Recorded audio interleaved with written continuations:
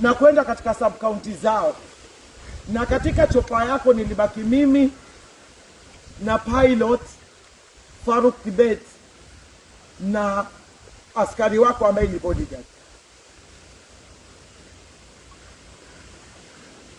Wakati huo nilikuwa nazunguka na wewe kila mahali katika taifa hili, na leo Your Excellency unaniofa mimi baada ya kushinda 10 a cabinet slot.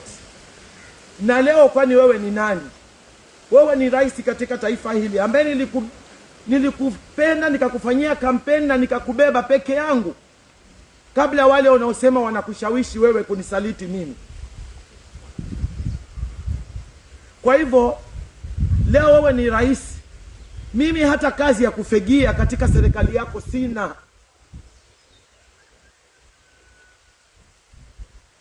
Na nikamwambia ya kwamba umenihumiliate vya kutosha, umenifunga vya kutosha, na labda kama huna habari, nimefukuzwa katika Ikulu kwa sababu viongozi wa pwani walikuwa wamekuja kukuona, na nikakuandikia message na hakuna vile ulinijibu. Nimekuwa humiliated. Hata wewe mwenyewe ukija Kilifi ni kama haunijui tena.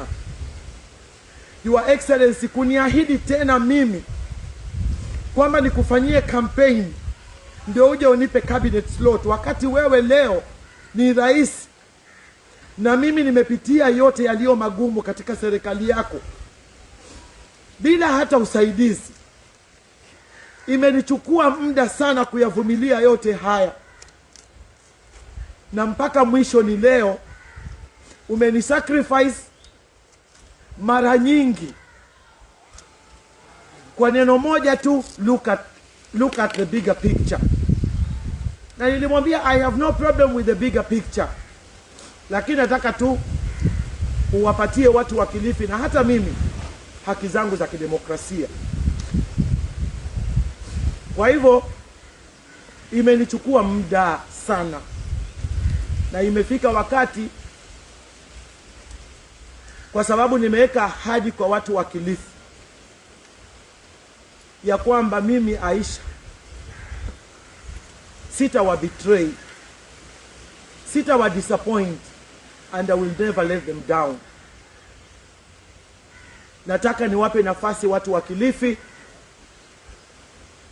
waende wakafanye maamuzi ya kunichagua, ama wakafanya maamuzi yao ya haki ya kidemokrasia katika debe kuchagua viongozi wao. Na mimi nataka niwaahidi kutoka leo, kama nilivyosema, mimi si mwanachama tena wa chama cha UDA, na maamuzi nitakaoenda kuyafanya hapo mbeleni ni maamuzi ambayo watu wa Kilifi County wataniambia ni wapi nisimame, ili kila mtu akaweze kupata haki ya kufanya maamuzi katika debe. Kwa sababu Your Excellency, ninaombi tu moja, ninaombi moja kwako Your Excellency, kwa sababu hili ulilizungumza na limenipatia hofu sana. It is a threat. It was a threat to me. Na kuomba jinsi ulivyowaamini wale, waache wakutafutie ama wakupiganie ndani ya pwani hii na Kilifi County.